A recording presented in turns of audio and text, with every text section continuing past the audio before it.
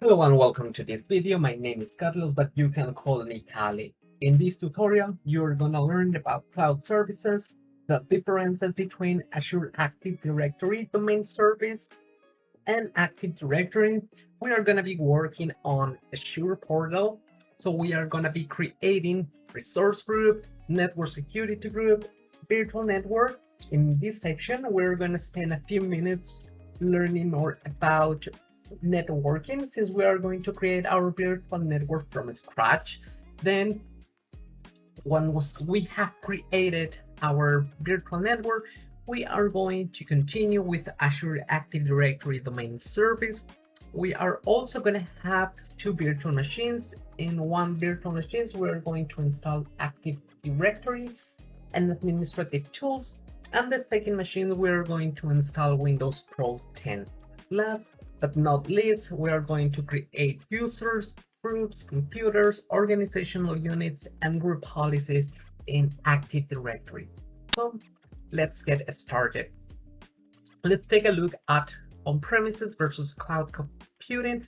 Maybe you've seen data centers similar to this one, where you can find many server racks, storage, servers. You're gonna have the routers, the switches, a bunch of cables in all the room. So you have to deal with all these physical equipment. You need adequate physical space, efficient cooling systems, regular maintenance, hardware updates and patches, which means that you're gonna have to invest more money if you have an on-premises infrastructure. On the other hand, we have cloud computing, where we are going to have exactly the same infrastructure. We are going to be able to create our virtual network. We can create virtual machines. You also have storage. If you want to deploy your web application or mobile application, you can also do it on cloud.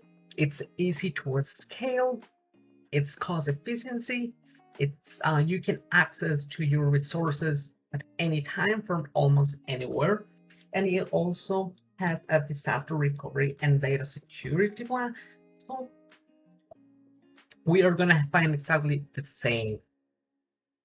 Now let's take a look at the different type of cloud services. First of all, we have infrastructure as a service. As I said before, we are going to have the same as on premises. Here we have our networking, servers, storage, virtualization, operating system, middleware, runtime, data, application. The main difference is about the responsibilities. Who has to manage what? So in the case of infrastructure as a service, Microsoft will take care of networking, service storage, and virtualization, and you can manage the operating system. You can install Windows, Linux. Then you will have to worry about the middleware, runtime, data, and application. Some examples that we find in this kind of service as virtual machines. You can also install Active Directory domain within an virtual machine. Then we have platform as a service. We are gonna find the same components. The difference is the responsibility. Now we see that Microsoft will have to take care of the networking, server storage, virtualization, operating system, middleware, and runtime. And we are going to manage the data and application. Some examples that we find here, it's app services, API management, logic apps, or mobile services you can find also here. Then we have software as a service. The same components, but this time Microsoft is responsible of everything. They will provide a complete service for you. We have some examples such as Microsoft 365 or Azure Active Directory. In this tutorial, we are going to be working with two different cloud services. We are going to be using infrastructure as a service to create our virtual machines, and we are also going to be using software as a service for Azure Active Directory. So what is the difference? Azure Active Directory domain services is a cloud-based service provided that basically offers domain join, group policy, and LDAP-based identity access management capabilities. If you are familiar with cybersecurity, you will be able to understand what LDAP-based identity and access management means. In other words, it will help you to access your resources and how you manage these resources. On the other hand, we have Active Directory. It serves as a centralized database for managing users, account groups, and computers within the network. We are going to be working with both. So let's get started. These are the steps that we are going to follow in order to create our Azure Active Directory domain services. So the first step is to create a new resource group. Then we're going to create a security group. This is optional. Since when you are creating your Azure Active Directory domain service, it will create a network security group for you. The same, you can select some default virtual networks available in Azure. So these two steps are optional. If you want to learn more about cybersecurity in Azure, I will recommend you to follow these steps, since there will be a video based on cybersecurity features in Azure. So we can visit portal.azure.com. So that's what we are going to do right now. We're going to click Azure portal.com. It pulls up for me. Now here you're going to enter your credentials. If you don't have an account, you can create one. You're going to have a 30 days of free trial. So you can activate your account if you don't have one. So this is going to be the first thing that we're going to do. We create our account, or we sign in, and we're going to be prompted with this screen. This is the home page. If you haven't created any resource yet, this is what you are gonna see. So let's take a look here at this drop-down menu on the top left. We have different services.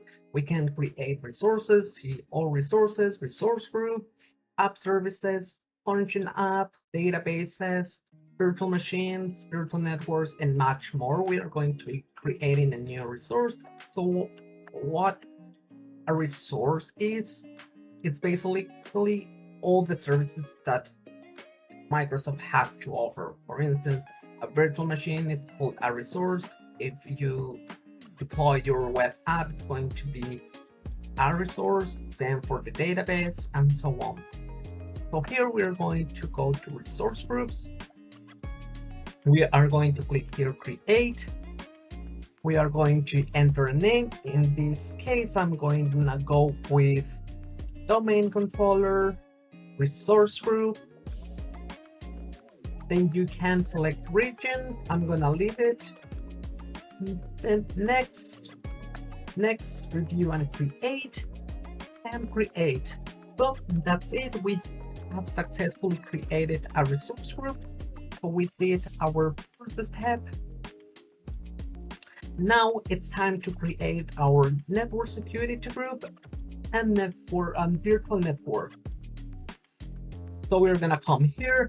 We're gonna click network security group. If you don't see it here, you're gonna type network security groups. There we go. Create. Now we are going to select the resource group that we created in the previous step, or you can click here, create a new, and enter a name. Now I am going to add the name for my network security group. It's going to be domain controller network security group. The region is going to be the same. Review and create. Now it's perfect. Create. Now we are gonna wait a few seconds. There we go. This is our network security group. As you can see, deployment is in progress. We can go home. Now you are gonna see here your recent resources. You can come here too and click all resources. Now you see that we have a domain controller network security group. I'm gonna click it. Now let's take a look at this. So when you create a network security group, you're gonna have to manage all the inbound, outbound rules in this section. For instance, if you want to make a connection to your virtual machine, you are gonna have to do it through this network security group. It's easy to manage security. So here you have the resource name, you have all the inbound, outbound security rules. We have the activity log, the access control for identity access management. You can search here, for instance, check access. Right now I only have my one user. It's gonna show you the role that I have. It's gonna be owner. If you click here, the view my assets, it's gonna show you the role. Okay. Here you can see the description. Now you can also see here the inbound rules and outbound security rules. That's the first thing that we are gonna do here. You are gonna click add. Here we're gonna leave the resource add. What we are gonna do now, we are going to enable RDP connection. So we are going to select the source any. We are going to come here. Then we are going to type 3389. This is the port that we are going to be using. The protocol is TCP. Action allow. Priority, you can put the number that you want. It can be 100, 200, whatever number that you want. So I'm going to leave it at 201. Here I'm going to name it as allow remote desktop. There we go. Click add. By the way, I am only allowing this connection through this port in this tutorial. And you're gonna get here a warning message saying that it is exposed to the internet, so you have to better use our a VPN or a private connection, or you can only allow a different type of connection based on IP address. Let's create the second rule. So for instance, if you select here the source, you can say IP address. Here you're going to enter the IP address range, or maybe you say my IP address or service tag.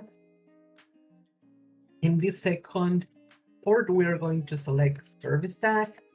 Here you're going to type Azure Active Directory Domain Services. We are going to allow this connection. So here the port is going to be 5986, which is going to be for our PowerShell. Protocol is going to be TCP. Here I'm going to change the priority number. Here it's going to be a PowerShell remoting, and that's perfect. We click here add. So now we have added our inbound rules. So now we can create the connection to our Active Directory and virtual machines. Maybe if you want to create an SSH connection, you're gonna come here, you're going to select the port, you're gonna change here, you're gonna allow TCP, then here you're gonna change the priority. Here you can say allowed SSH, or you can name it wherever you want. Here you are also going to get a warning message.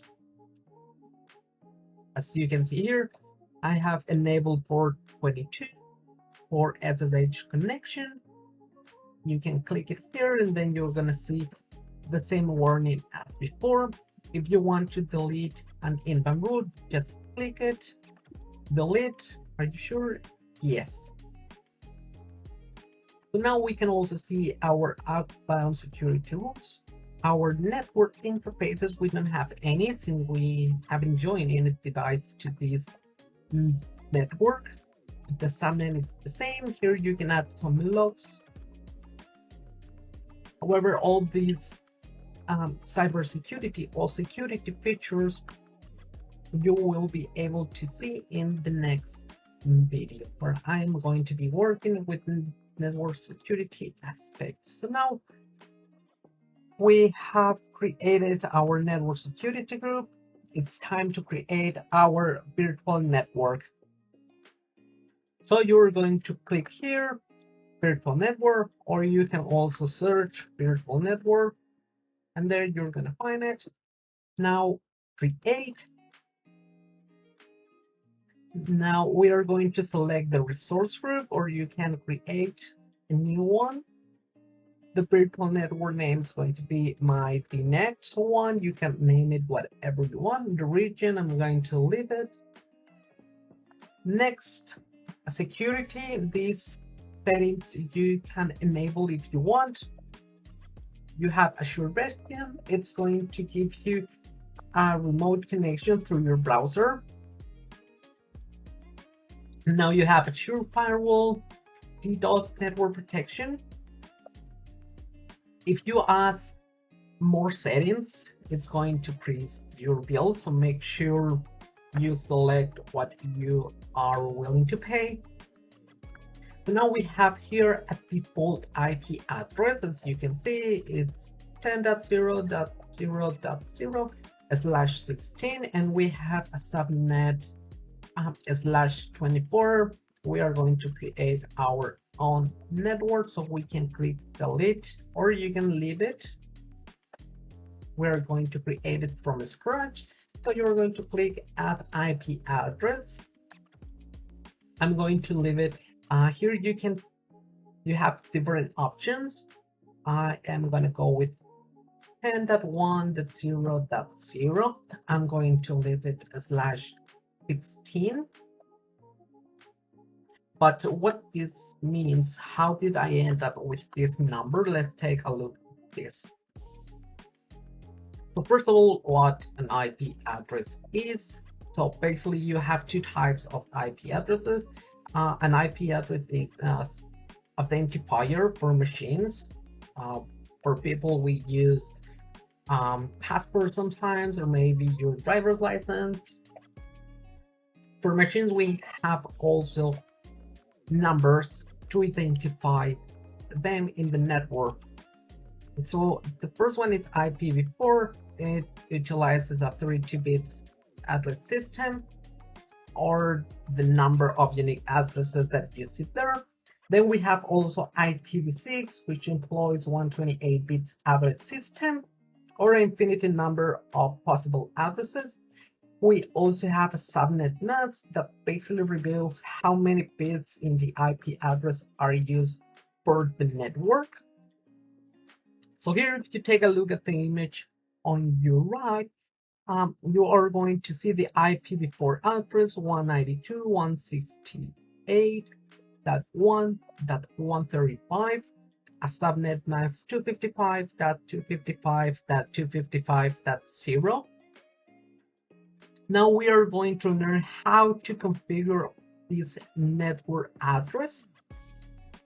So first of all, we have to understand the classes of network that we have. Class A is going to be 10.0.0.0. So you're going to find something maybe like this, 10.0.0. 10.0, or you can find 10.0.0.0.1, 2, or maybe you have something like 10.1.0.0. So you have different possibilities, different options. So the first class is going to be 10. This number here is reserved. You cannot change it. So it's going to be 10.0.0.0. And you're going to understand why you can change that. Here you're going to have 172.16.0.0. It goes from this one to 192.31.0.0. And then you also have a class C that is going to be 192.168.0.0. This is the most common in your network, in your home. Maybe you're going to have this address range. If you are in the company, maybe you're going to have a range 10.0.0. something. So these are the possible private IP addresses that we can have. When you see something like 22, 192, like something like this, these are public addresses. But now we are going to create our private address. So how do you create this? This is our previous example. We have 192.168.1.135. As you can see, this has two sections. The first one is the network address, and the second section is the host address. So we have octets. We have divided in 4 different sections.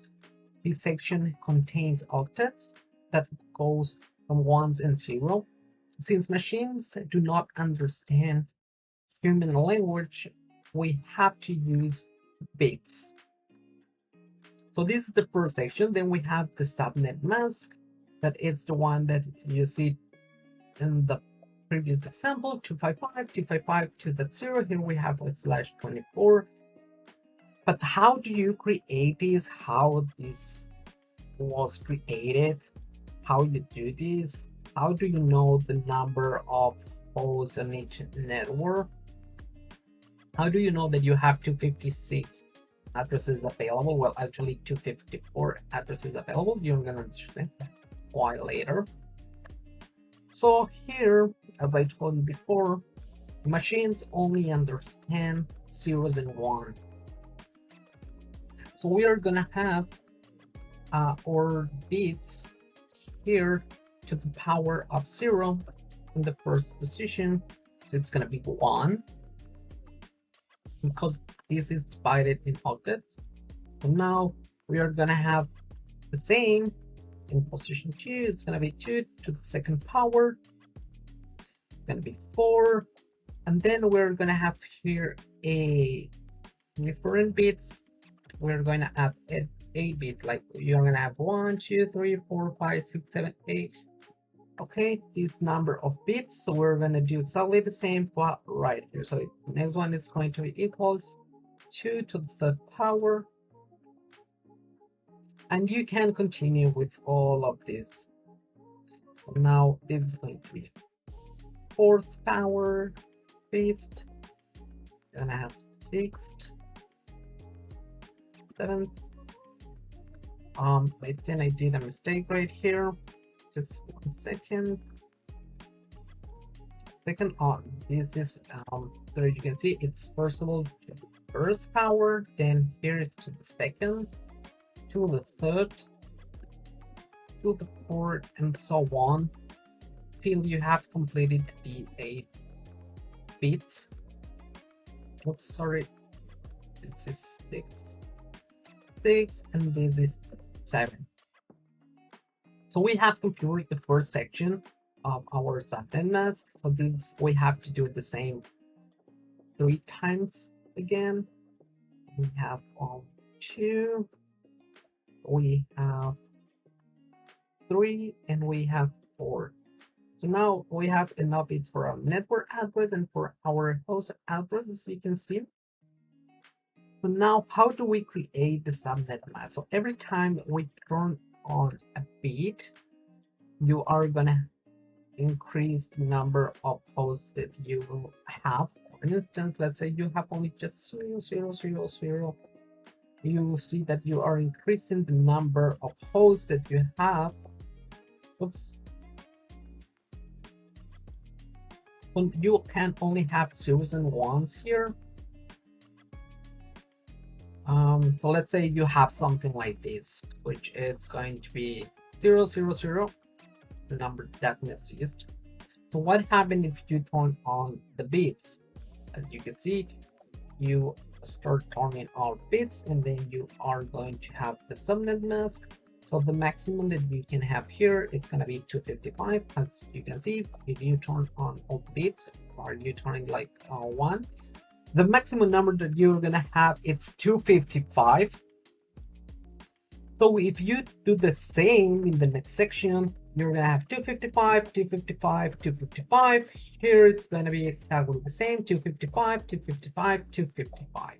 So now that's how you are going to determine the number of hosts that you need on each network.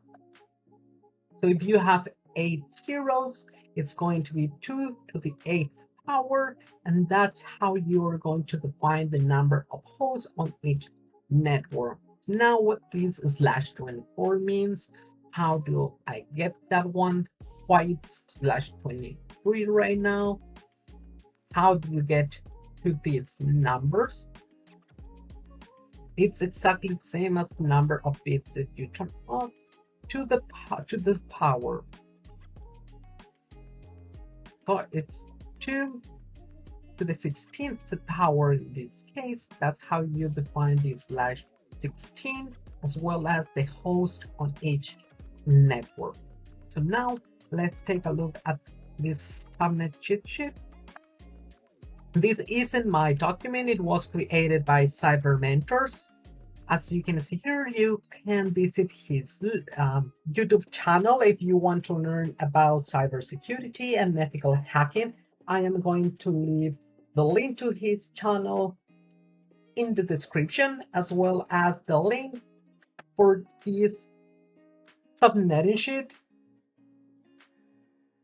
So now you have here the different type of classes. If you remember, we were turning off and on bits to learn about the number of hosts that we can have.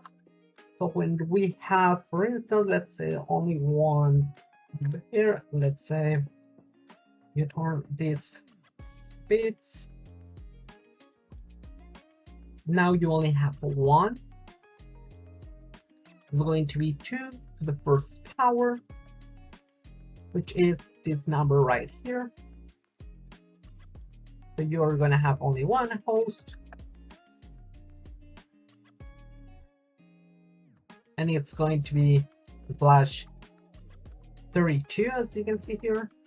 If we want, if you turn it off, it's going to be now 231. It's going to be 2. If you turn one off, it's going to now this time it's 30, and the number is 4, and so on. So you can work with that to know how to determine the number of hosts on each network. However, if you have the subnet cheat, it's going to be easy.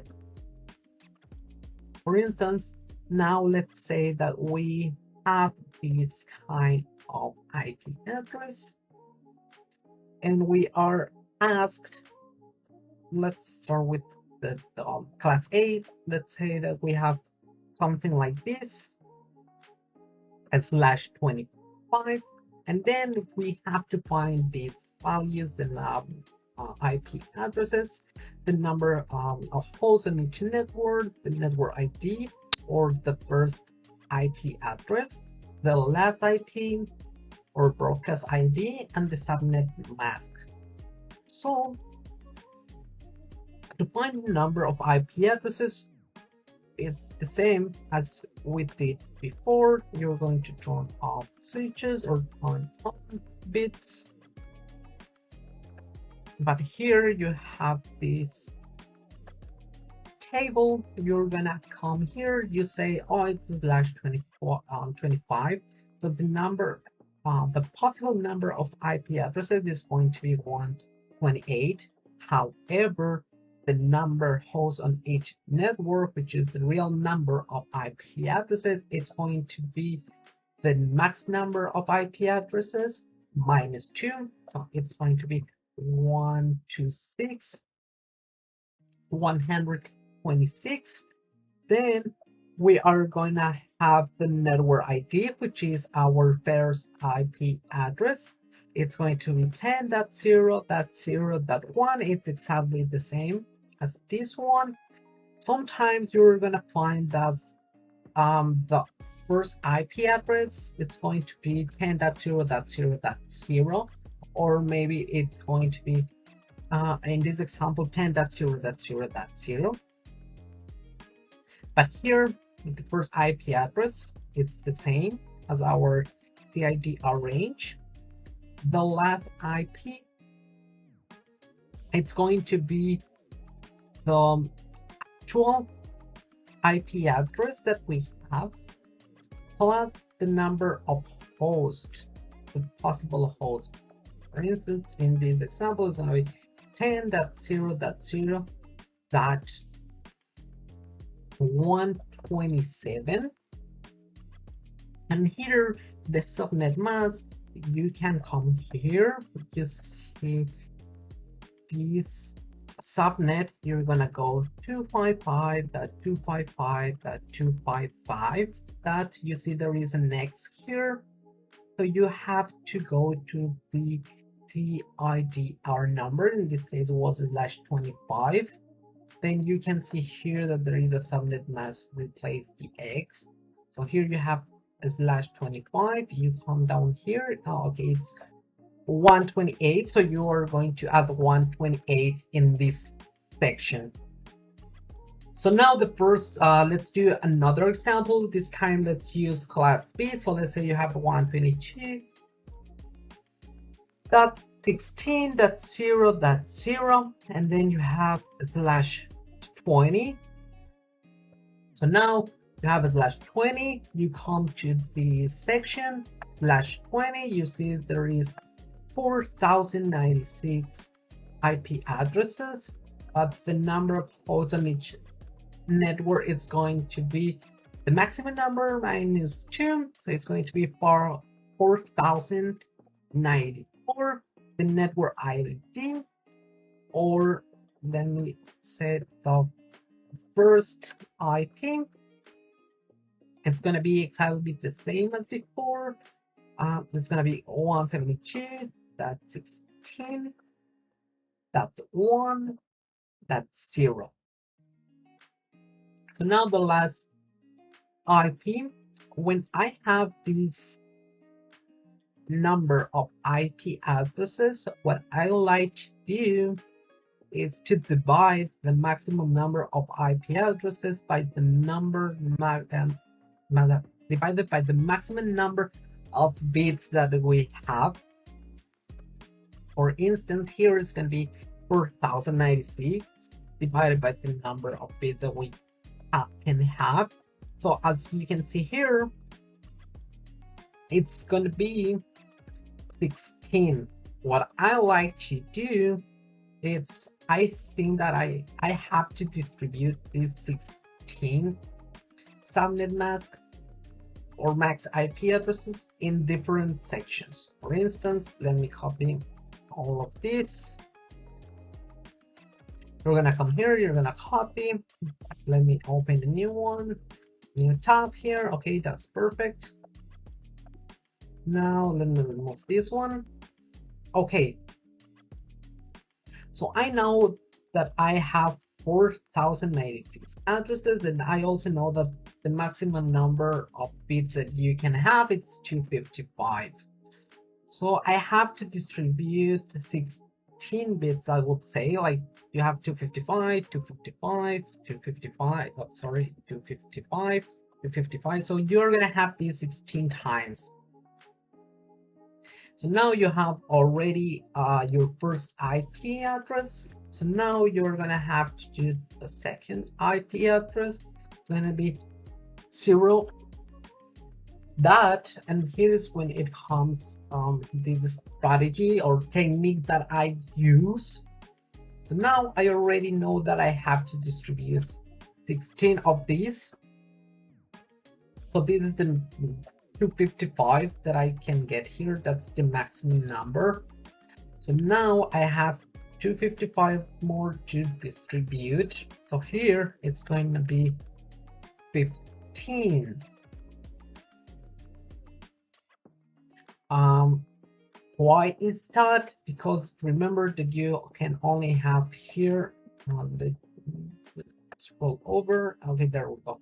So you know that you can only have this in your range 255 and 255 in these examples. That's the maximum number of IP addresses that you can have, or the maximum number. So you already have these. So you have 1. Now you have 2, you have 3, you have 4, 5, and so on. And then you have 255, which means you can delete this one right here, and you only have 6 to distribute the remaining 255 bits that you have. Now here you're gonna have 2, 3, 4, 5, up to 15. So now you have 15 plus this one, 16. However, this method only works with a small number of hosts on each network or instance. Let's say if you have something like 16,536, it's not gonna work like this method. You're gonna have to add the range based on your class and the maximum number of hosts that you can have. Okay, so for this example is going to be 122.16.15.255. Then the subnet mask, you are gonna go to /20. Okay, it's right here, /20. Okay, the subnet mask is 255. Then you have X. Let's see what you have. /20. It's gonna be 240. 240. That's 0. And there you go. Let's do it one more. This time with class C. Let's say you have 192.168.1.0/24 if you want. So now how you do this? You're gonna go to here, just say /24. Okay, the maximum number I know is 256. The real number of hosts, it's gonna be 256 minus 2, so it's gonna be 254. Our first IP address or network ID, it's gonna be the first one that we have, 192.168.1.0.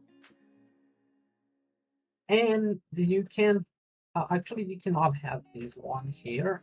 It's gonna be .0 here. Then you can do your IP address. Otherwise, if you can have this under the /24. So it's gonna have to be here like this, or even you can have it like this, or like this, or like this, or you can also have like this, or whatever you want. So let's leave it like this 4.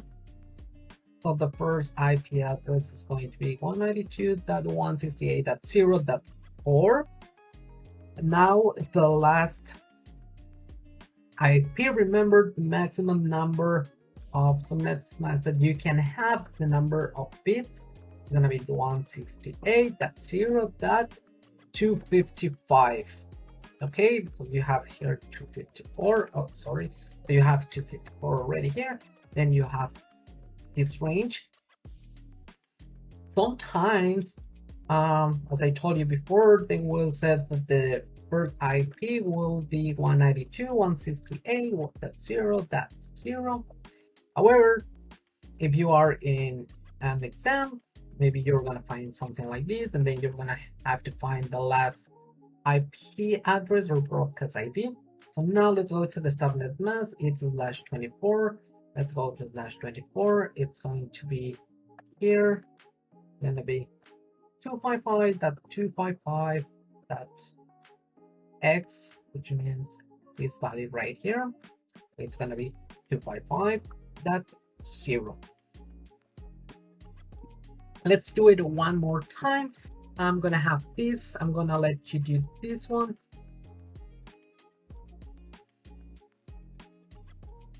Now you have a /16 10.1.0.0/16. So the first step is to find the number of IP addresses. /16 is going to be 16,536. The actual number host on each network is going to be the previous -2. Then you're going to have the network ID or first IP. It's going to be the same as we have. That's 0. Then the last IP broadcast ID. Now you have to distribute this number of hosts. So now it's going to be that 0. Here you're going to leave that 1. Then you're going to say, okay, that's 0, the 1, oh, the 2, the 3, the 4, yes, 5, 6, so on to 55. Okay, that's perfect. Now I have to move to the next one. It's going to be 1, 2, 3, 4, 5, and so on till I get here to 55. And then you have successfully created the last IP address.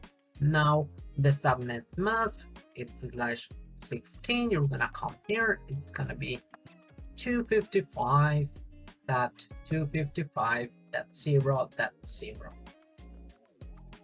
So why is it important to know about this /25, /20? Why it's important to know about the subnet mask? I mean, besides that, you have to configure your network.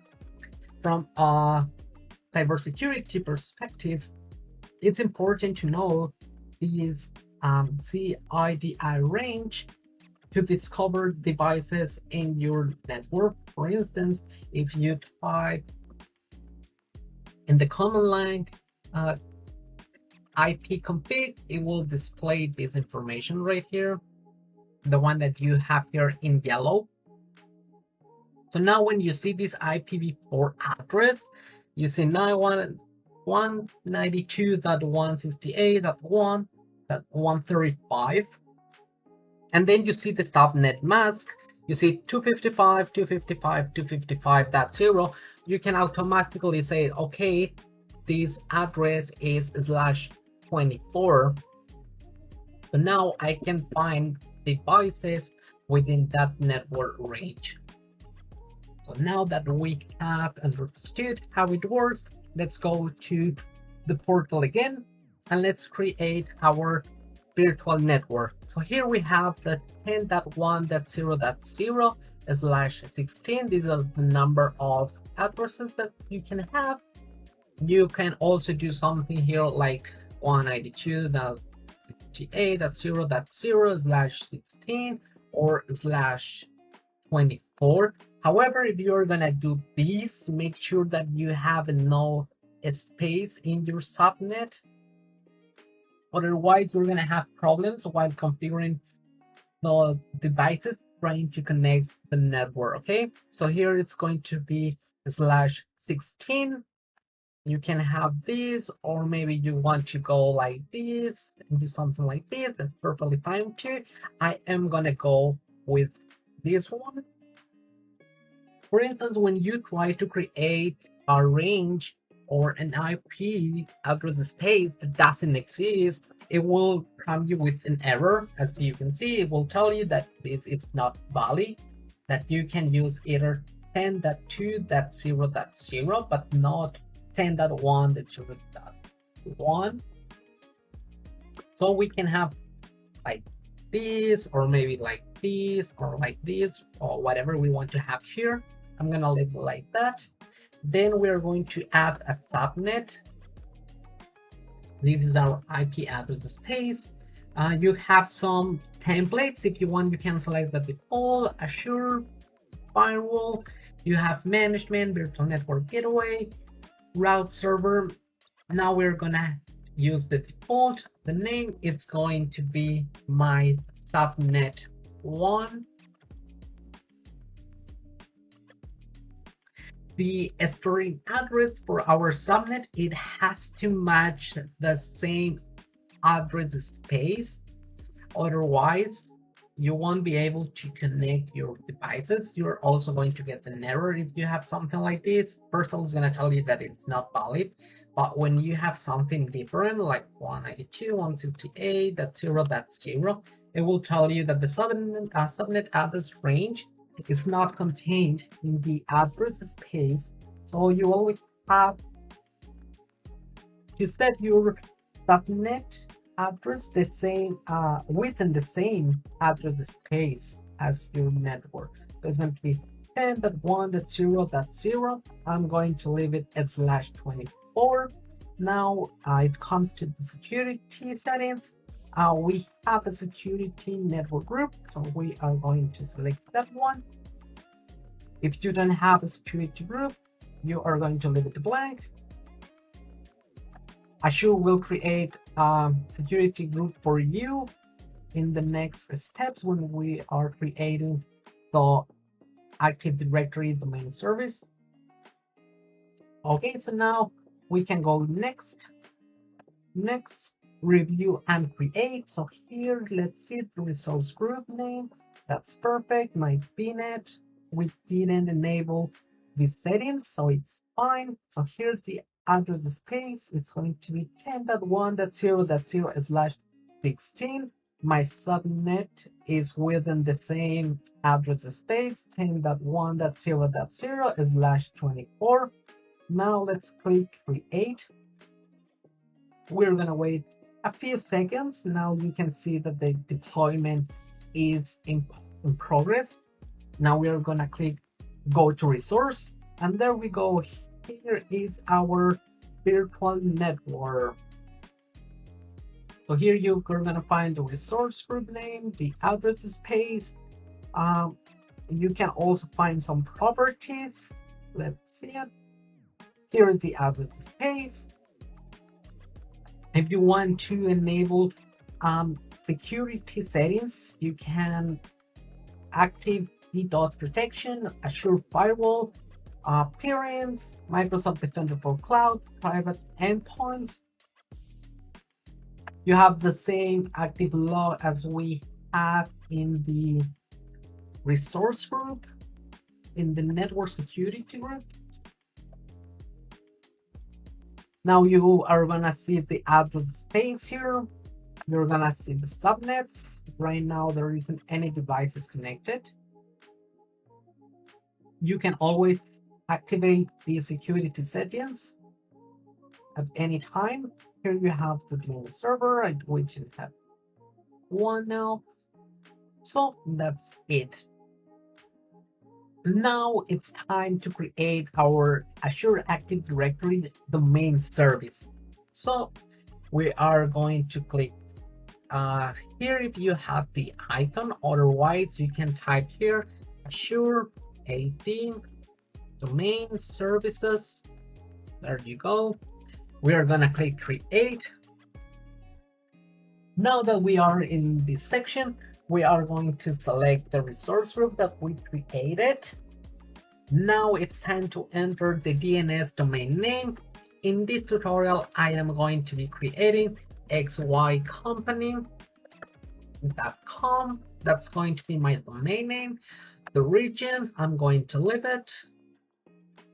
SKU are the type of licenses that Microsoft has to offer. For instance, we have the standard, enterprise, and premium. I'm gonna go with a standard since it's the cheapest one. You can also review about the pricing by visiting these links, sorry. Now we're gonna click next.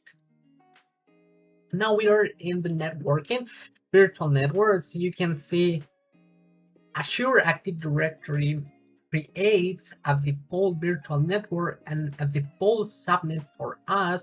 You can always click here and see the details. It's 10.0.0/24 and the subnet is similar /24, but we created our own virtual network, so we are going to click my VNet. That's perfect. As you can see, my subnet one says undefined, so we're going to click it here, then manage. We are going to click here my subnet one and just save. Sometimes the portal doesn't store the subnet and we have to reload it again and save it. So now we can see our subnet here. As you can see here, we have also a message that says that we have our network security group. If you don't have one, it will create one for you. Let me just show you. Let's say I select the default configurations, and here you can see a network security group will be automatically created. But we already have our security group. We have our virtual network, so we are gonna select. Then we are going to select next. Synchronization, yes, we're going to allow in case you have on-premises Active Directory. The security settings, we are going to click next. Next, finally, we are going to review and create our Azure Active Directory domain services. So here is the name, the resource group, here is the license, the virtual network, my subnet address, the network security group, which is perfect. Now we are going to click on create, OK to continue. And we are gonna have to wait a few minutes since it's creating our Azure Active Directory domain. So we are going to leave it there. We are going to go home again. Now it's time to create our Windows server or Active Directory administrative tools. These are the steps, okay? Now we're gonna go to create a resource. You can select here virtual machine, or you can also come here from the home page here, virtual machines, create Azure virtual machine. Now here the resource group is going to be the one that we created before. The virtual machine name, it's going to be domain control 1. I mean, you can name it whatever you want. The zones, I'm going to leave it default. The security type, the default. The image, here we're going to select the image. If you don't see the image right here, you're going to click see all images. Now here you are going to click the operating system that you want. In this case, Windows Server. As you can see, you can click select and it will display all the possible images that they have. So we are going to go to create a virtual machine. Here we are going to select Windows Server 2022 Data Center Azure Edition. Now we are going to enter a username. I'm going to create Administrator X for this tutorial. And for this virtual machine, you're going to enter the username, the password. You are going to retype the password. Now we are going to allow some security aspects. You can do it from Here, one, you're going to click RDP or SSH connection. If you want to create a web server, you're gonna have to enable HTTP, HTTPS maybe. Now we're gonna click next. We are going to leave it the default settings. We are gonna go to networking. Here, this is important. Okay, so we have our virtual network, but here we have to change the subnet range. Why? Because we already configured our Azure Active Directory domain service within the subnet range. So we cannot do that. We are going to have to create a new subnet. You're going to click to create a new subnet. Here, subnet. The name is going to be my subnet 2. You can name it whatever you want. Here, maybe you can go with my domain controller subnet. I don't know. In my case, it's gonna be my subnet 2. There we go. Here it automatically assigned the address range for me. However, I can change this. I can leave like 10 if I want, or 15, or any number, or 2 even, 2 or 3. It's perfectly fine. You cannot use 0 because you already have a subnet address prefix, as you can see. So it has to be a different number. You cannot do this because you're gonna get an error. Make sure you remember the concepts from the IP address section. Now it's going to be 10.1.1.0 network security group. We are going to select our security group. Then we're going to click on save. So now we have created our second subnet. Now we can use this second subnet in our virtual machine. As you can see here, we are going to click my subnet 2, 10.1.1.0/24. This is the name of our public IP. Here, for our network interface card, network security group, we can do it from here. You can select RDP, SSH, and much more, or you can do it from the network security group, which is something that we did it.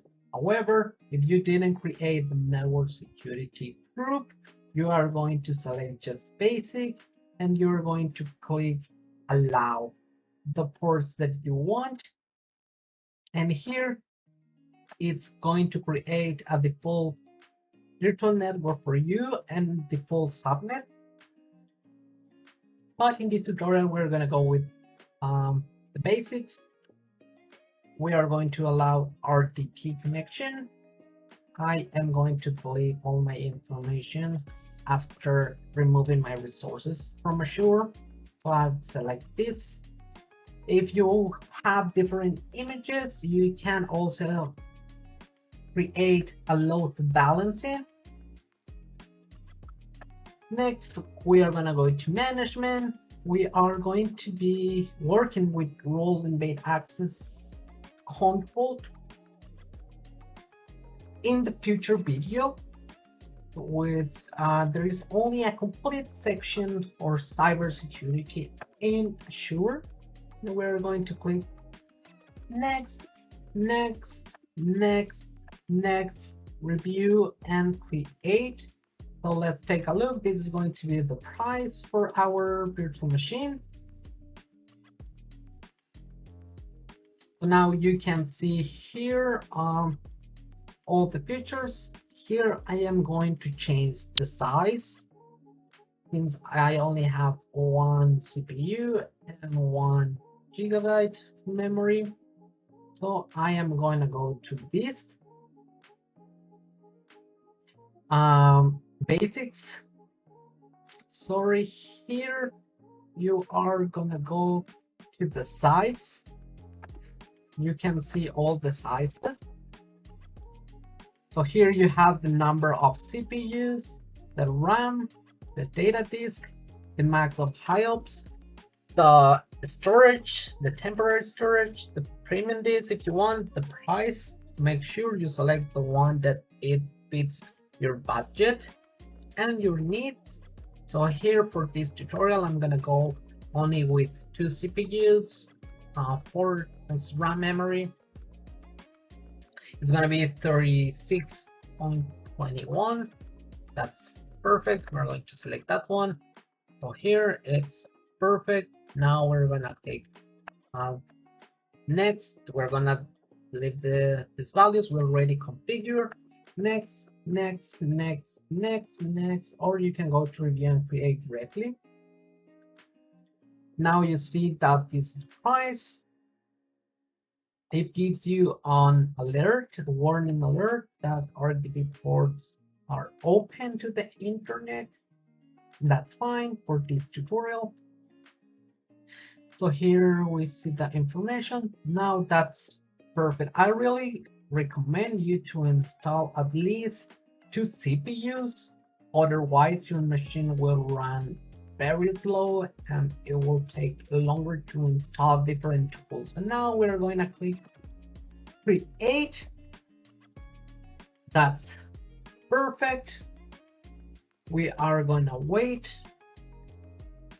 Now we can go home. As you can see, deployment is in progress. We are going to create our second virtual machine. This second virtual machine, that's what we are going to be creating right now. So let's go to the section, virtual machines, create, Azure virtual machine. We're going to select the resource group.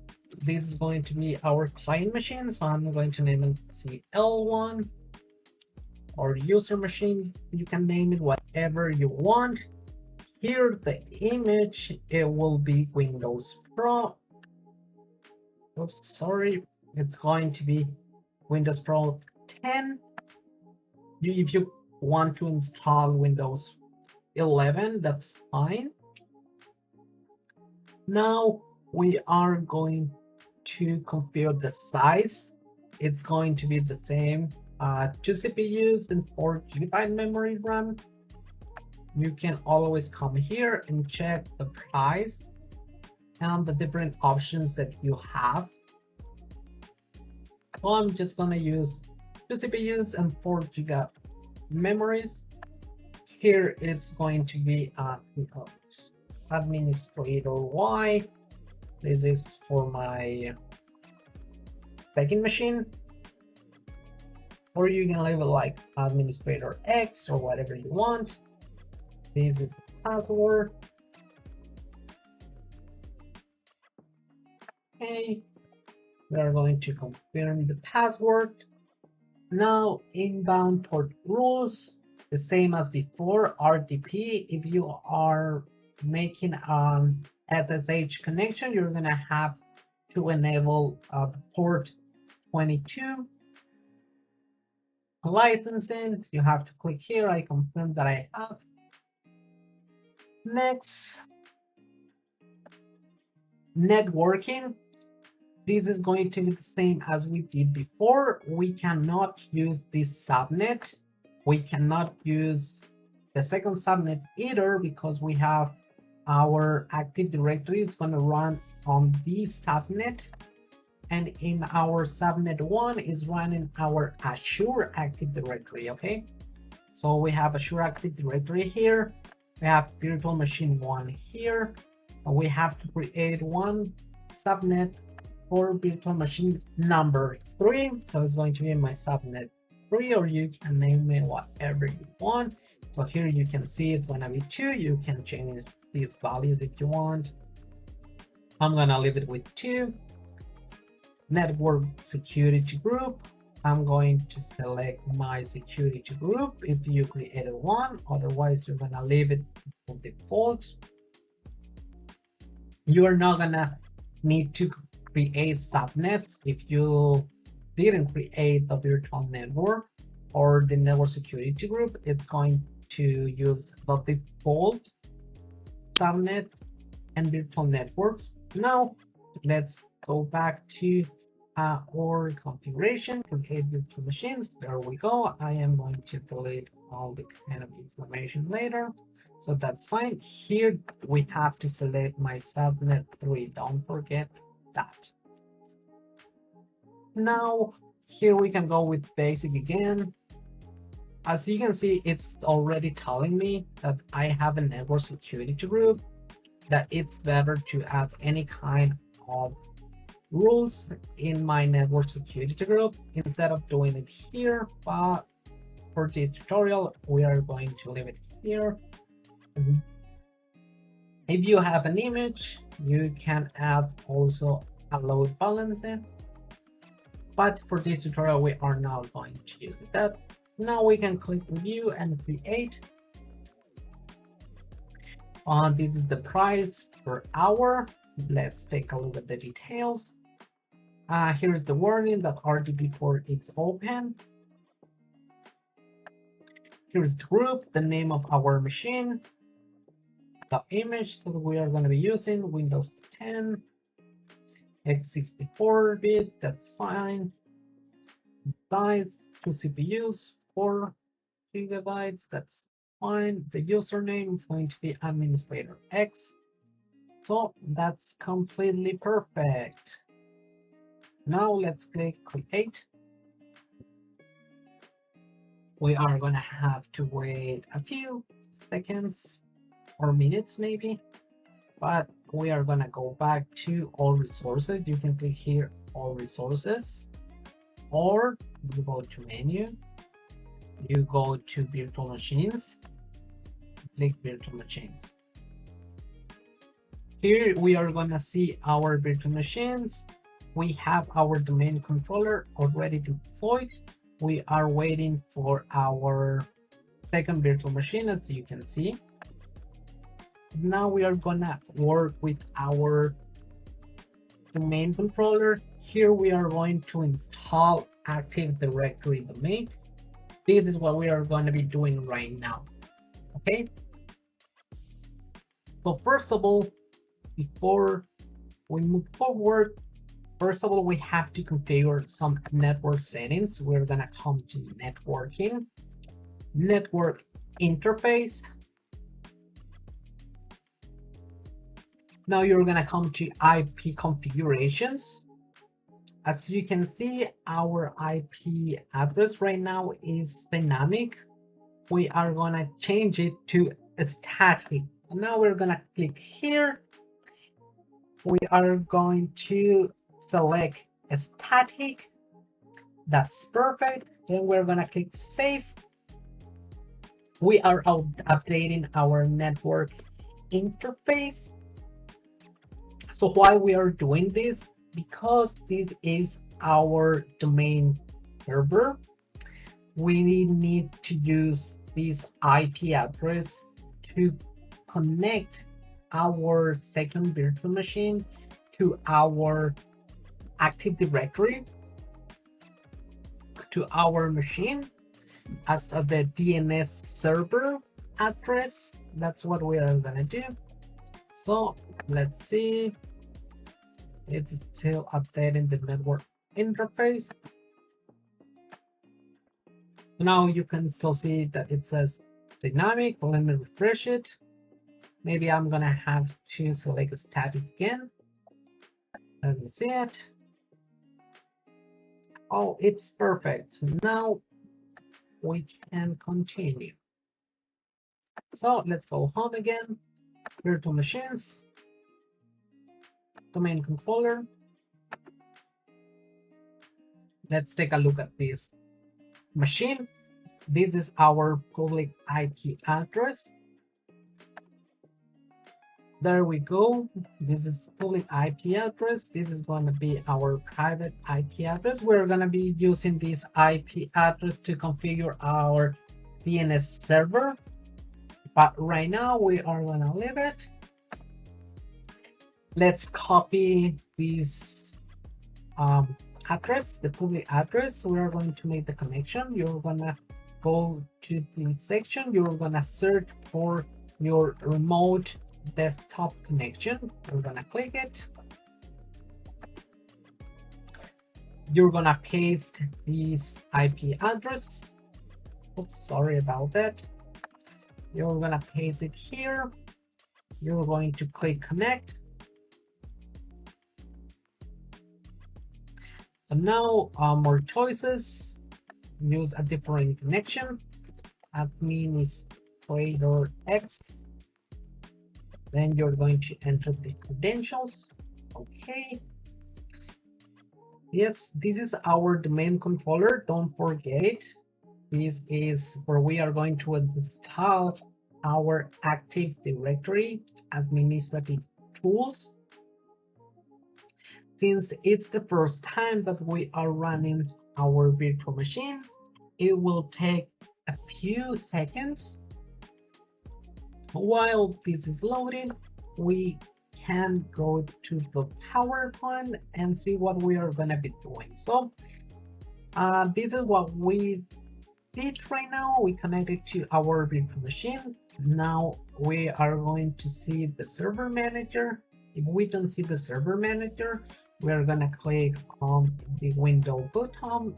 We're going to select add roles and features. Then we are going to continue with the installation. We're going to have to select administrative tool Active Directory. So let's take a look at our machine.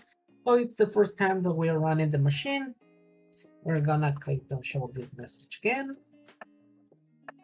Okay, so now if we take a look at our local server, you will notice that the computer name at this part of a work group, we haven't created our domain for it yet.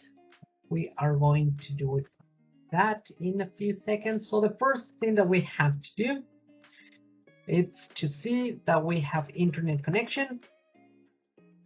If you don't have internet connection, it means that you did something wrong in the virtual network.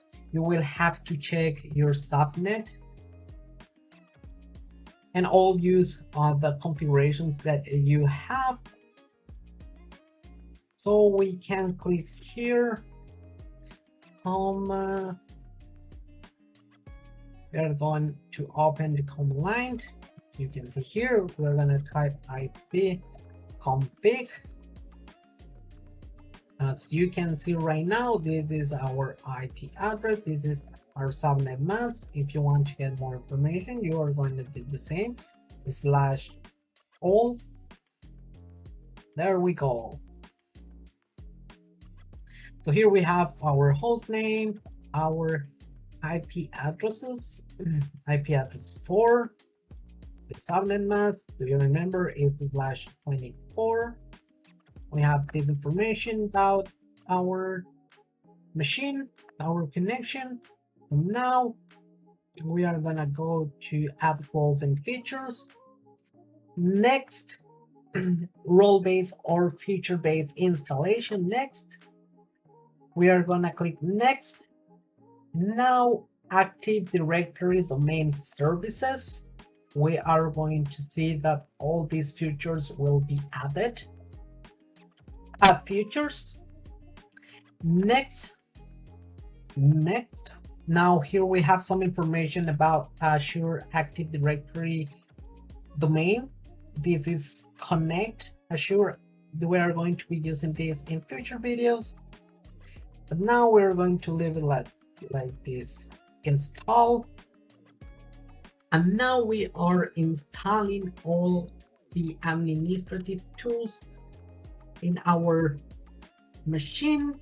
This is going to be our Active Directory. We are going to create users, groups, organizational units. We are going to create group policies as well. So now we're going to have to wait a few seconds. We can see our presentation. This is what we did so far. We install all the administrative tools. We already did this step. We created our virtual machine. Sorry, not this is what we are going to do now. You see that it says our group, the same as we have. Now we are going to change the domain to our domain. So, okay, let's see. It's almost there. We have to wait a few seconds.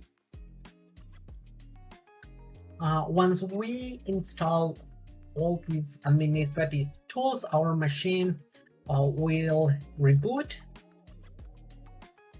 So we have to close this. As you can see, it says installation succeed. We're gonna click close. Now we're gonna click on this notification, promote this server to a domain controller. That's what we are gonna do now. If you already have a domain controller, an existing one, you're gonna type it here. If you have a new domain to an existing forest, this is the place to add that information. We are creating everything from scratch, so it's going to be add a new forest. In my case, it's going to be xycompany.com. Okay, gonna be next. Now here, this is the level of the new forest. We are going to click enter the password. Now we're going to retype the password one more time. Next, we are going to click next. Here it's loading our NetBIOS or information. Here we are going to see our name. Our domain name will be displayed in this section, so that's perfect. Next. Now we're gonna go to the path.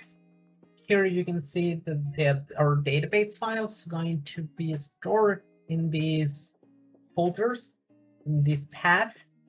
So we're gonna click next review option. Now next to the prerequisites check. We're gonna have to wait a few seconds again. Since it's the first time, it will take some time. Now install. Our machine will restart after installing all our administrative tools. You can see that's perfect. It's waiting for DNS installation to finish. So now we are going to create our users, our groups, and computers. Let's see what we have here. That's what we've done so far. We already joined the virtual machine to the managed domain. As you can see now, we can create accounts. We can create organizational units. This step, we already did it. We created our virtual machines using Windows Pro. Now we have to wait till our machine restart.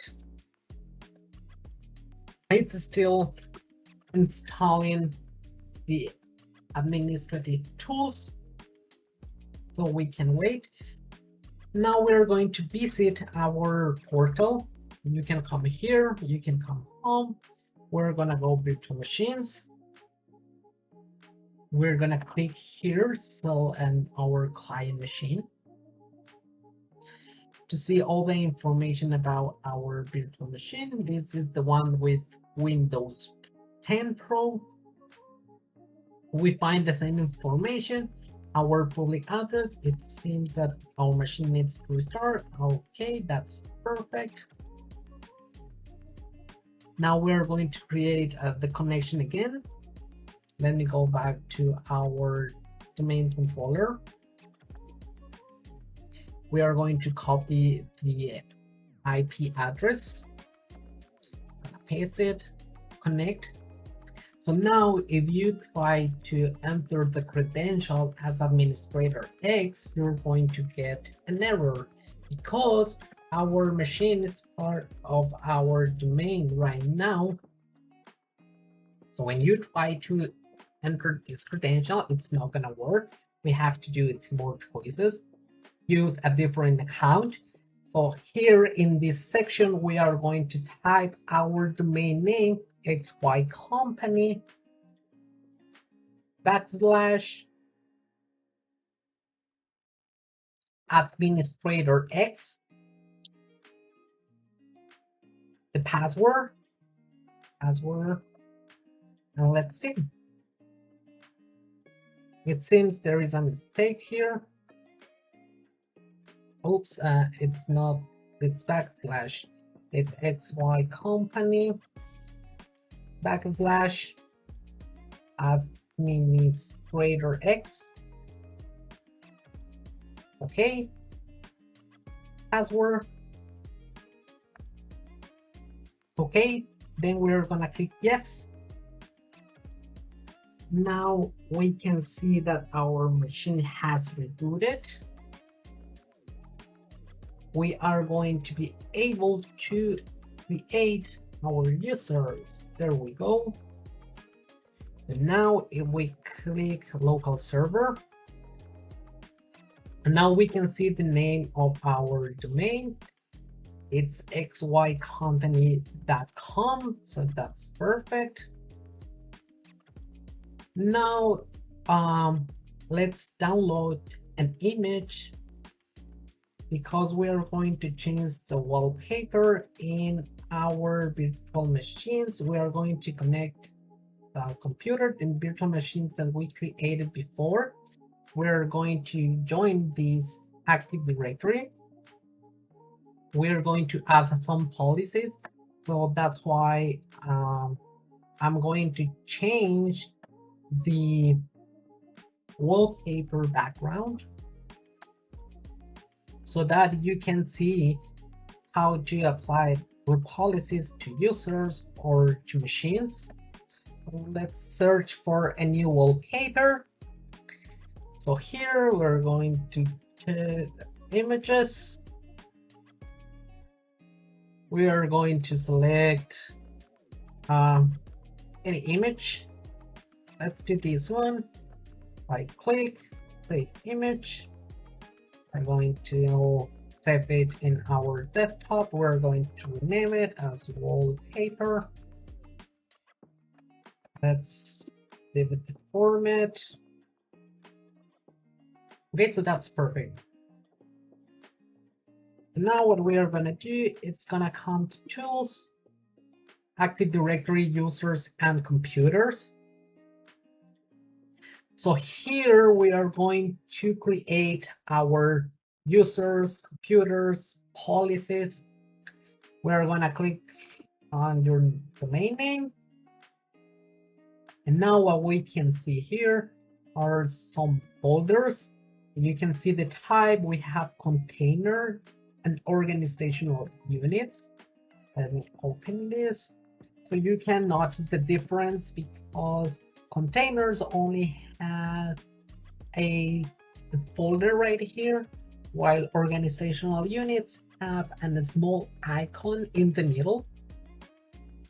But what are the difference between these two folders? So one of the most important differences is the fact that you can apply group policies to organizational units. You cannot apply group policies to containers. So let's take a look at our container. This is the users container. As you can see, we have some default users. Here we have our administrator X. So now if I want to create a new user, I can click on this icon, create a new user, or you can also come here, users, right click, new user. So now I'm going to create my first user. It's going to be John Doe. His logon information will be J Doe. Next.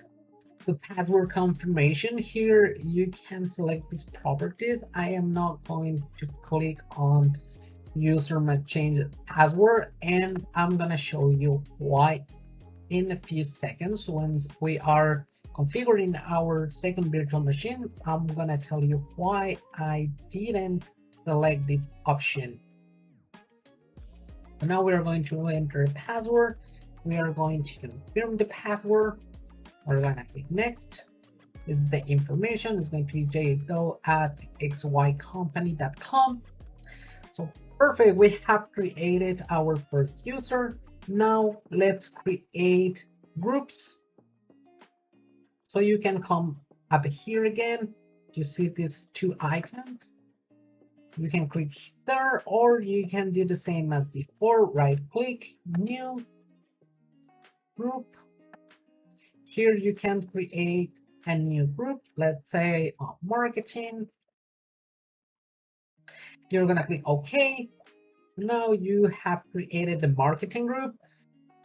Now it's time to add the users to this group. So you're gonna click on marketing, members. You're going to add the member. So here you can type the name and then say like John and then check names, or you can also come here to advanced, find now, and here it's going to display all your users. You can select from here to John Doe. That's perfect. Okay. Okay. So now we can see the members. We can see that John Doe is part of the marketing group. So that's perfectly fine. Now let's create a new folder. We're going to create the marketing folder. Let's say marketing. This is the marketing folder. All my users in this department will need access to this folder. So we are going to create that access. Right click, properties, sharing, advanced sharing, share this folder. And now we're gonna click OK. Now, as you can see, the tab is PC1 marketing. We are gonna come to security. We are going to add permissions. For instance, here we can say that all authenticated users can have access to this folder, or we can say marketing or sales department, whatever you want. So you name it, folder, going to be OK, going to be OK, and we're gonna close. Now we are sharing this folder. If you go down here to this icon, Windows icon, right click, we're going to click run, backslash, your machine name, PC1 in my case. Okay, now we can see that we are sharing this marketing folder throughout our network. So now let me see if you update here, then you click here, you can see folder and the information that it has. We're not going to use this wallpaper for this, so we're going to leave it there. Let's go back to our Active Directory users and computers. If you don't remember how to do it, you go to server, tools, Active Directory users and computers. Okay, so now we have the user and we have a group. Now it's time to create organizational units. So we create organizational units to apply group policies. How you structure these organizational units will depend on what your needs are. There is not a specific structure or in a specific format. You can do it based on your needs. So what you're gonna do is you're gonna click here, right click, new organizational unit. So for instance, let's say this is a medium-sized company. I have my marketing department. I also have a organizational unit. I have my sales department. Maybe I also have let's see, the finance department. Finance, okay, that's it for this example. Now within this marketing department, I also have users and computers, so I can create a new organizational unit for our users sample. Then you can create a new one for our computers. We can name it computers, or maybe you have a big company and then you need to create organizational unit based on location. So you can come here and you can say Boston, that's your organizational unit, and then you can click another one and create another organizational unit, maybe this time in Chicago. And here you can find more organizational units. For instance, here you can find Boston marketing. So you have in Boston marketing. You have in Boston, I don't know, maybe sales. So how you structure this will depend on what your needs are.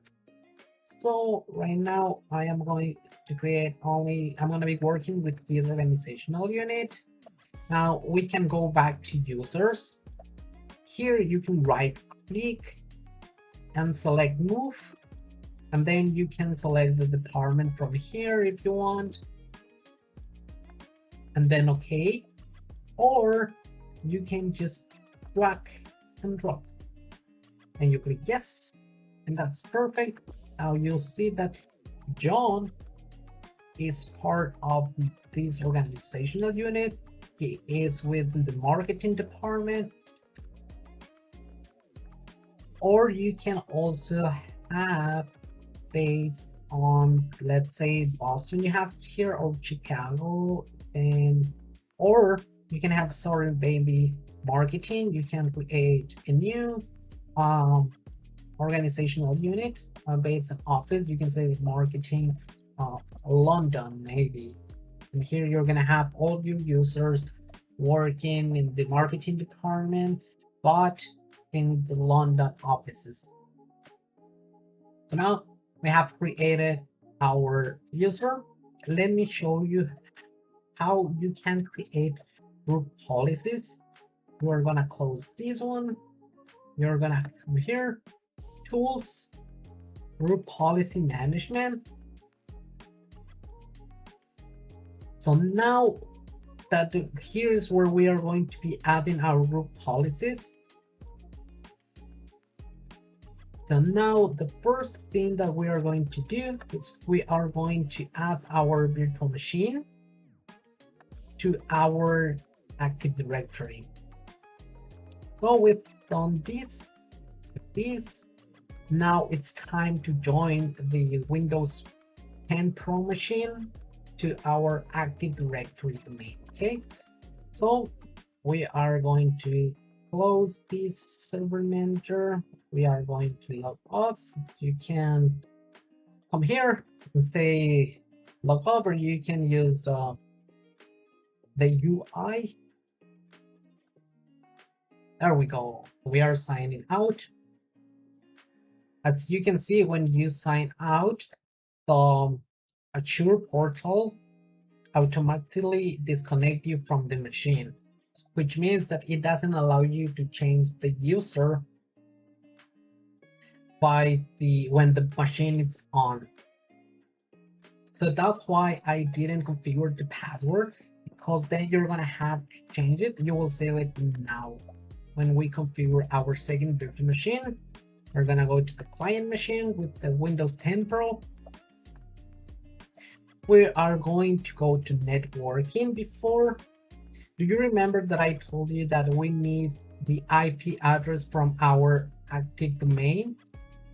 So go to the machine domain controller. You're going to scroll down. You're going to select the IP address. Okay.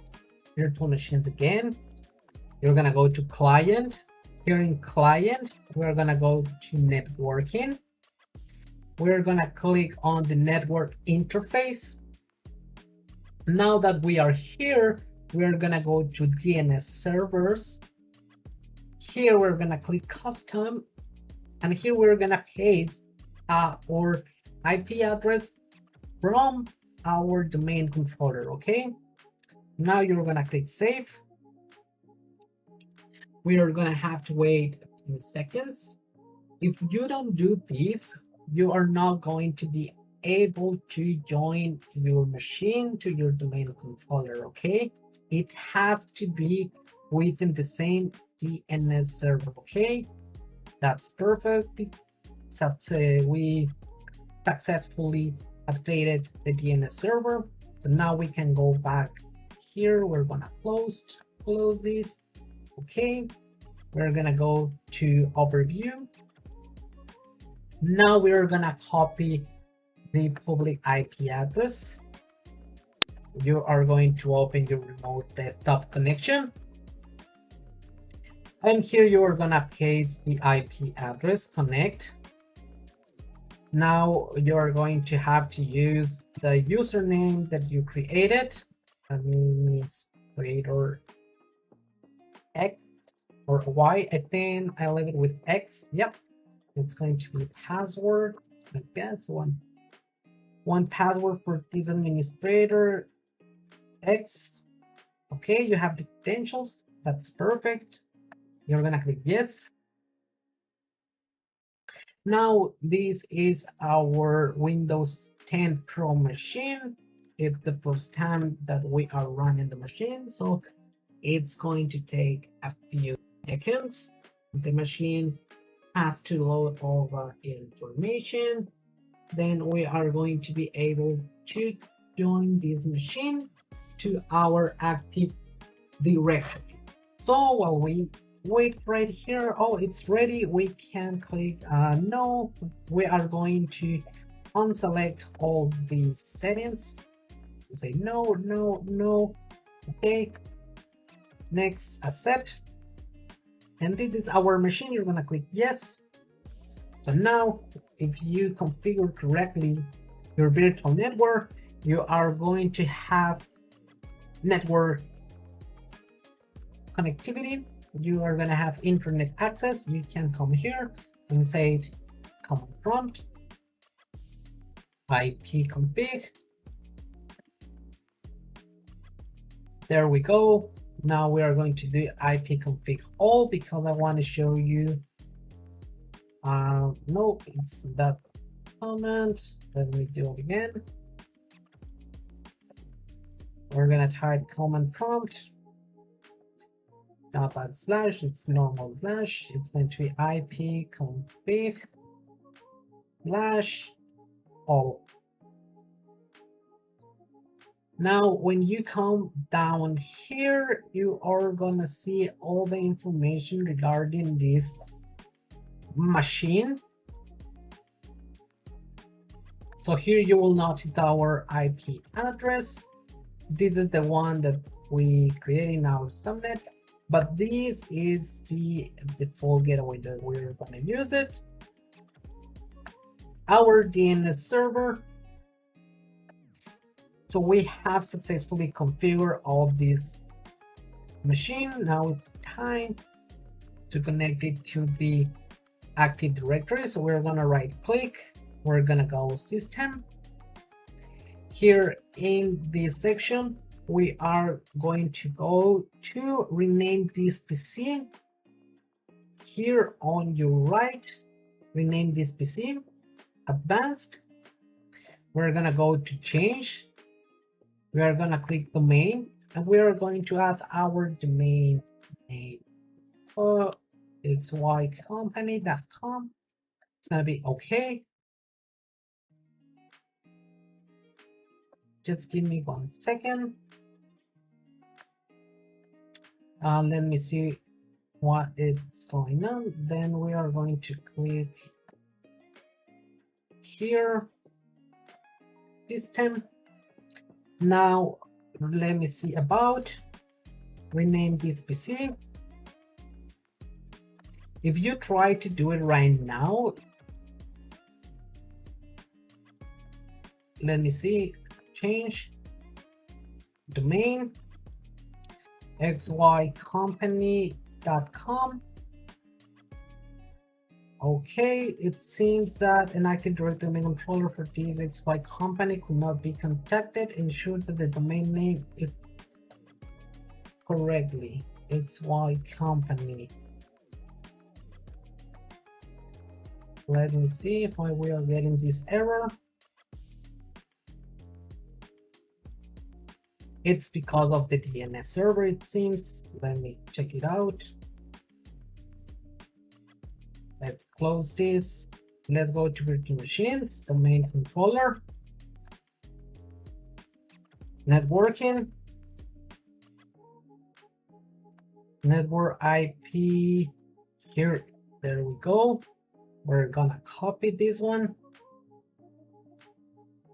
Now we're gonna go to virtual machines. Then we're gonna come here. I know where the error is. We forgot to restart our virtual machine after changing the DNS server. Yeah, as you can see, we have the DNS server. It's exactly the same. However, we forgot to restart the machine, so it's not gonna work. Let me come here. I'm worried that this error happened, so you can also see that you have to restart your machine once you change the network interface configuration. We're gonna go to overview. We're gonna click restart. We're gonna click it yes. So if when you notice that we run the machine for the first time, it asked us to run with this credential. We did it with administrator X and the password. But once we have configured our user, for instance, John Doe, we are going to have to enter the information again. And we are not going to be able to change the name, the password, sorry. So now we are going to wait, restart. Then we're gonna do this. We're gonna be using option 2.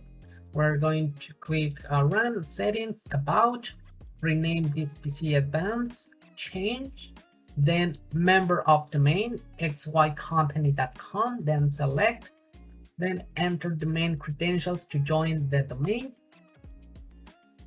Well, let's see. Okay, now our machine has rebooted.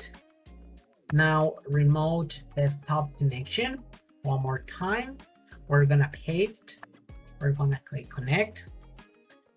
As you can see, we have our administrator X. So I can enter my password. It's gonna be X.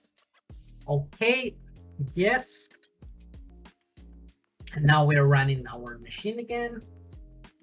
Now this time we are sure that we have changed the DNS server. We saw it. Now we can click here, run. Not run, right click, system. Now we are going to click rename this PC on the right side, change domain xycompany.com. Okay. Now we are going to enter our credentials for our domain controller, administrator X. Okay. So now we have successfully joined our virtual machine. We close this. You can see welcome to xycompany.com domain. Now it has to restart. Yes, we are going to restart our machine right now. Okay, close this, restart now. So we have successfully created our two virtual machines. We joined the Active Directory. So now it's time to allow connection to all users. This step is going to be optional. However, we are still have to configure our group policies, okay? So now we can go back to our virtual machines, domain controller. We are going to connect, remote desktop connection. You're gonna paste your IP address, connect.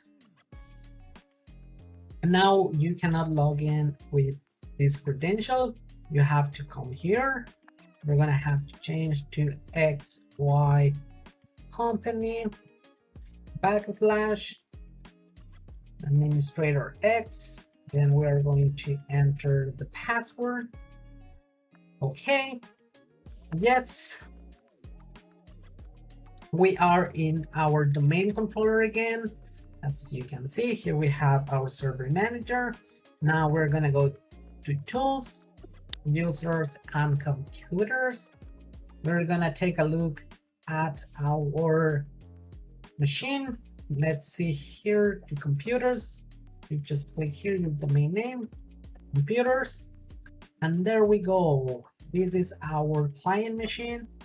We already joined it, this machine, to our Active Directory. So congratulations if you done it to this part. Now it's time to create group policies. So we are going to close this tools. We are gonna come here to group policy management. As I told you before, this only allows you to create policies in organizational units. You cannot apply policies to containers. Now we have marketing. Do you remember that I created this organizational unit? I have my computers, I have my users. As you can see here, you can apply a policy. I'm gonna right click, create a policy. Let's say a wallpaper.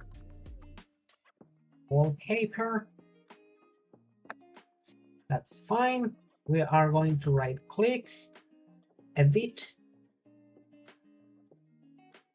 Now we have our group policies. We can apply to computers or machines. In this case, we're gonna go with users, policies, administrative templates. If you want, you can click here. It will display all the information on the right. So here it's going to be desktop. Okay, desktop. Here, wallpaper. We're going to double click, enable. Here we have to add the path for our wallpaper.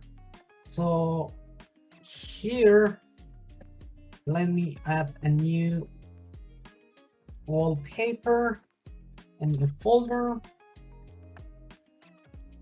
Gonna be here, properties. Let me change this before. We're gonna right click, properties, sharing, advanced share this folder. Okay, security. We're going to edit. We're going to add. Here we're gonna type out for authenticated users. You can check name, authenticated users. Okay, that's it. We're gonna close. Okay, we're gonna come back to our policies. Desktop policy, enable. So here in this section, it's going to be our path. So it's gonna be / the name of your machine, / the name of your folder. This is the path of our wallpaper. Then the name of the wallpaper. I think it was in format JP, DJ, or is it JPA? I guess JP. Let me see the format. I'm not pretty sure. Let me open. It's JPJ. That's perfect. You can also come here, properties. Here's the wallpaper properties, but here wallpaper properties JPG. That's perfectly fine. So let's take a look one more time. It's this one, wallpaper. We're gonna click here in field. Okay. So now we're going to log off. And now we are going to log into our other machine, the main controller, our client machine. We're going to copy. We're going to go to remote desktop connection. We're going to paste the IP address. Now we're gonna go to more choices. If you remember, we already joined this machine to our Active Directory, so we're gonna have to type our Active Directory domain name, /jdo. Let's log in. Okay, and yes, as you can see right now, we are going to get an error because this connection was declined because the user account is not authorized for remote logging. So what we have to do is we have to create the connectivity for our machine. So now you can come here to remote desktop. You're gonna come here to our domain controller. Sorry, not the main controller. The machine. We're gonna click here, remote desktop connection. I'm gonna paste. Now you're going to enter your credential. Remember, XY company / administrator X was in this case. I'm going to enter my password. Okay, now yes, our machine is loading. We're gonna have to wait a few seconds. Now we're gonna go to settings about remote desktop connection, and we are going to allow the connection to our users. We can do it through domain user, or we can use it through our a specific user. Let me show you what we are going to do now. This is what we are going to have to do. We're going to have to allow remote desktop connection. So let's go to our virtual machine. Let's go here. Let's go system.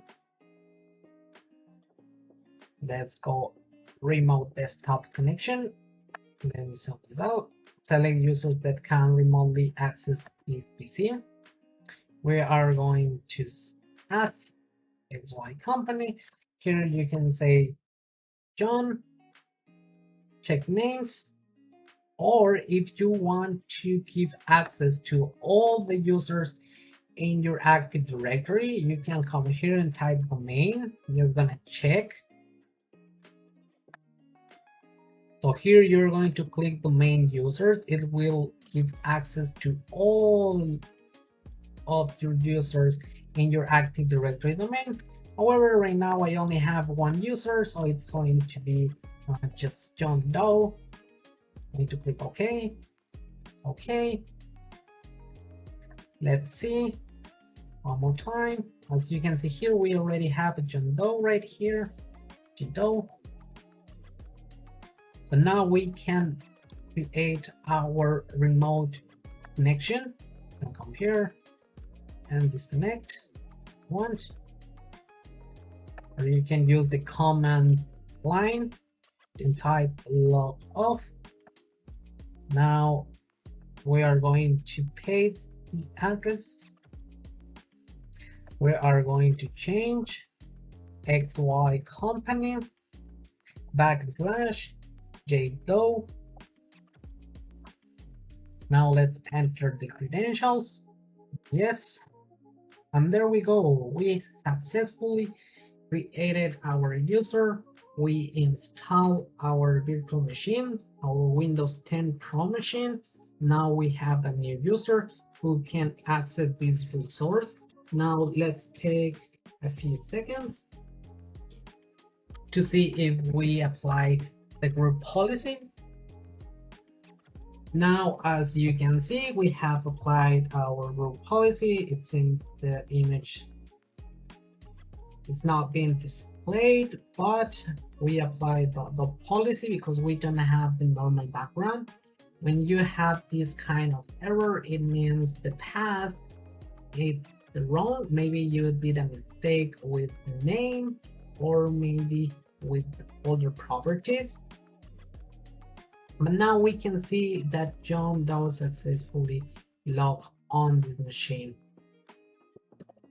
So now we can close this connection. You can use the command prompt or you can use the icon. Oh, let's click log off. It's loading this machine.